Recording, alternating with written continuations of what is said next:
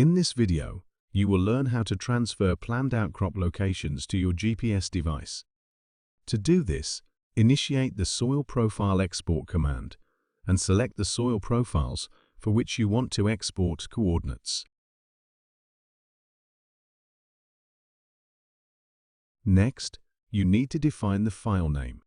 The file type in this case is text-based CSV files.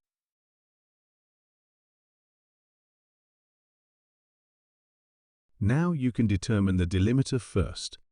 Furthermore, you can modify the order in which the data to be exported should be written in each row. After clicking the Export Profiles button, the export file will be generated. This file can be opened and viewed with Excel or a text editor. This file can now be loaded into your GPS device.